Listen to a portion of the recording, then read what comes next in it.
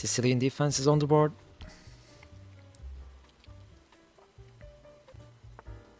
So this is called the Bowdler attack. Notice, in general, if you can achieve d5 in Sicilian defenses, usually that's a good thing, especially if it comes at no cost. So I'm gonna go e6 with the idea of pushing d5, e6 with the idea of pushing d5.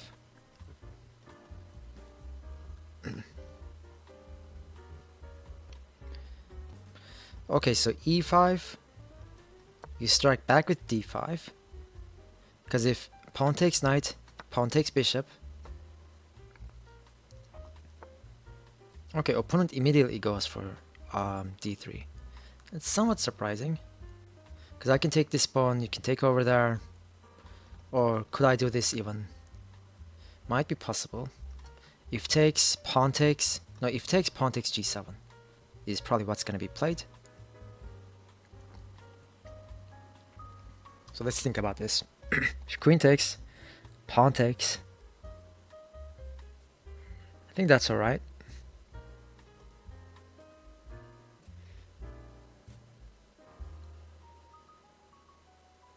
Alternatively, if I do that and takes on g7, I take, and then pawn takes, that's still playable. But I'm gonna go for this because it seems to be simplistic. At least is more simplistic. Okay, knight attacks my queen. Now I can try to gain tempo against this move through targeting g2. I think that makes sense. That seems to make sense. Opponent can't take immediately. I'm also pressuring the knight on e4. Interesting. That's quite strange. Let's take this one. So now I'm up a pawn. And also I have the bishop pair. Bishop e7. If white makes some slow-mo, I will most likely just go for short castles. If this a knight checks, I take queen takes d6, I take on c2. I can't castle for a while, but I like the prospect kind of, so I'm just gonna continue and play bishop e7 now.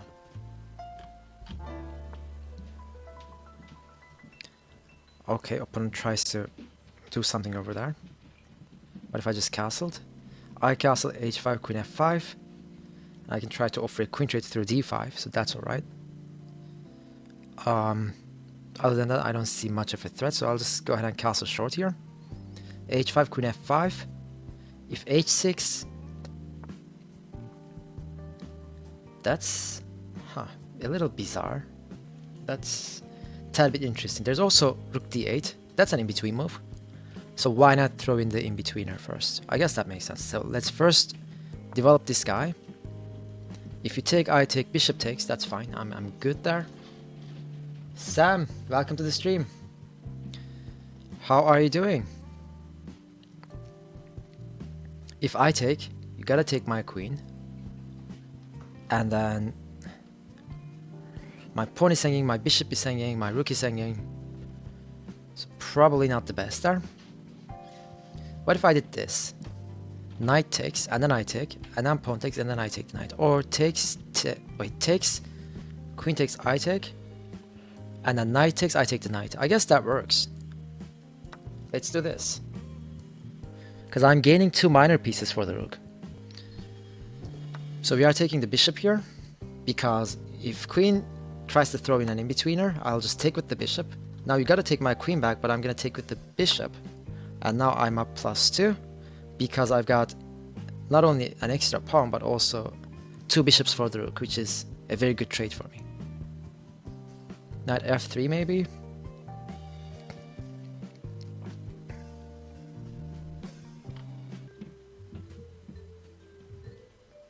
Well, if this, maybe h6. Maybe h6. In that case, I can take. If rook ever goes there, I can go there to cover everything. I mean, develop the knight. I guess that's fine. Let's go bishop f6, pressuring b2. And I may just, prepare h6 to create a loft for my king. Okay, so now knight c6, just developing the knight, makes sense. Bishop d7 could also be interesting. Bishop b7, bishop c6, knight d7 maybe. But again, there are a few moves. I can also try maybe b6, bishop a6, and then rook d8. That is strange. Let's just go there. If you take, I don't really care. I can wait and just continue developing. Wait with regaining the pawn, that is. So bishop a6 immediately makes sense. Just develop the bishop with check. Yeah, bishop b7 also has some ideas. I may try to trap my opponent with that idea. Let's actually do this, because I have a strong threat here, which is moving the knight to e5 and gaining that knight on f3. And the opponent moves the king now. Then I'm just gonna go back to d8 anyway. Or go back to the plan with rook d8, that is. Okay, that's bad, because I can just go knight e5. And if you give up the rook, well, I'll just accept it. If not, I can just do this, which is gonna give me a full minor piece for the endgame. And let's just activate the rook.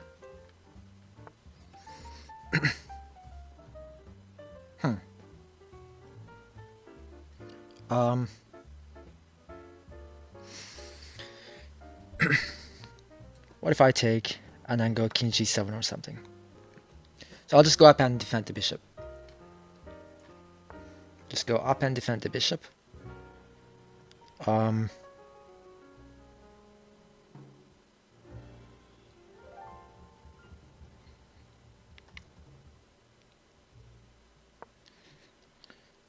I guess I'll just start pushing my pawns a little. Maybe try to weaken the diagonal to make use of my dark script bishop.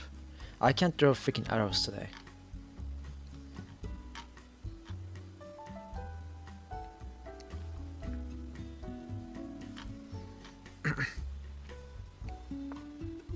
Okay, opponent tries to skewer my pawns. Not going to happen. Okay. Can't push that. Or maybe I can just expand even further. Alright. Just one thing to be careful about here is not exchanging all the pawns. As long as I keep the pawns on the board, I should be able to win this easily.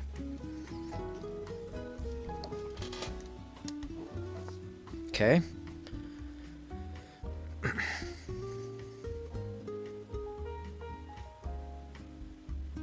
Let's take pawn takes and I push.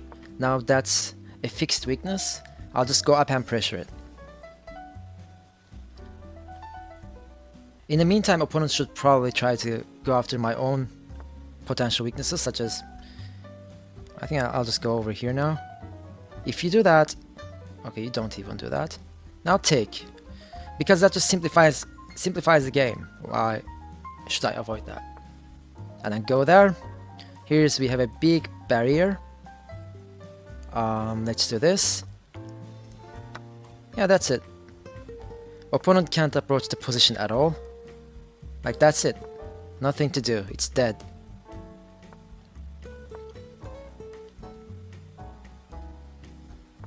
You know what? I'm not even gonna take that pawn immediately. Rule of the square, right? You're out of the square. Let's just promote and win. I can push once, and that's going to be checkmate no matter what white does here. Maybe I can quickly go over this game. So what's it all about, right? So here we had a Bowdler attack. I go e6 with the idea of pushing d5. Opponent goes knight c3, covering d5 further. Knight f6 further defends d5. Pawn push happens, I strike with d5. Opponent takes on f6, I take the bishop. If you take on g7 here, I'll take with the bishop and short castle. Even if this g file is semi-open, it's not so easy to use it. Opponent goes d3, which is even worse. After I take with the queen, which is apparently not the right way to go. Probably I should have taken on d3. I was debating in between the two for long, but I didn't see that big of a difference. Still ended up seizing the advantage. Takes, bishop e7. Here rook d8 is one of the best, if not the best. Here sacrifice the queen. So this is an important tactical motif, I would say.